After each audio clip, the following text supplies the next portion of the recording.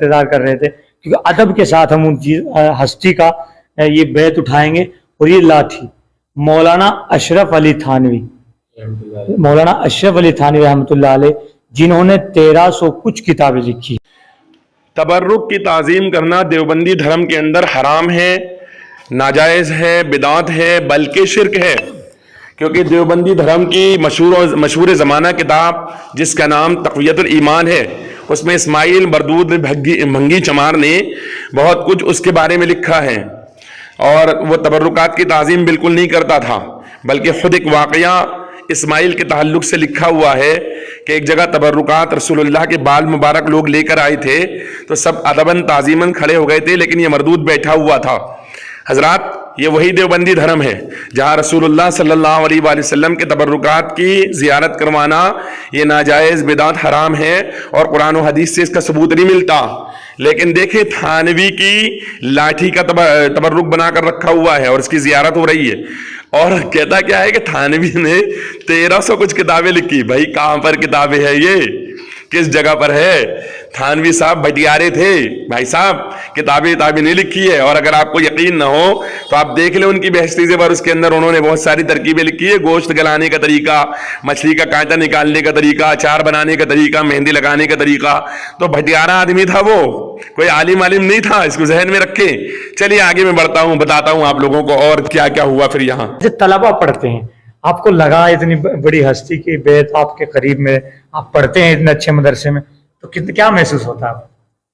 हमें इनको खैर महसूस तो क्या होगा, आप बहुत गौर से देखिएगा। ये देखिए, ये देवबंदी ने इसको आगे बढ़ाया, ये पीछे हुआ रुमाल वाला ये निकला। इसने कहा काम मरदूद के बारे में कुछ मैं बोलूं, बिला वजह मेरी आखिरत खराब हो जाएगी। शायद ये कुछ समझदार है और मैं दुआ करता हूं अल्लाह इसे तौफीक दे। इसने फौरन दूसरे को आगे कर दिया और खुद उसके पीछे होकर के खड़ा हो गया। और उसने हरगिज कोई लफ्ज बोलना नहीं चाहा थानवी के बारे में, क्योंकि उसको मालूम था कि जहन्नमी के बारे में कुछ बोलना मुझे भी जहन्नम में पहुंचाने का मामला हो जाएगा। इसलिए फौरन वो पीछे हुआ और दूसरे को आगे कर दिया।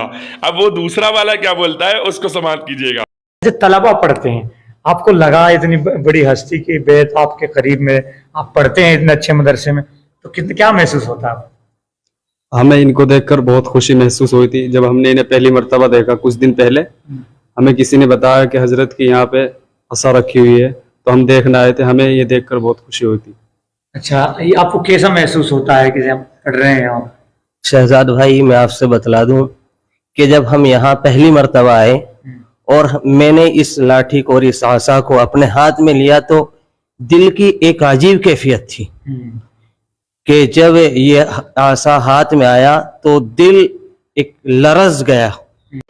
हाँ, ये बात तो बिल्कुल सही बोली कि दिल लरज गया होगा, क्योंकि एक जहन्नमी का आसा हाथ में आ गया था तो इसका दिल लरज गया, क्योंकि जहन्नमी का आसा था। वरना अगर कोई जन्नती का आसा होता तो हाथ में आते ही जो है तो दिल की कैफियत कुछ अलग ही होती है, खुशी का अंदाज दूसरा होता।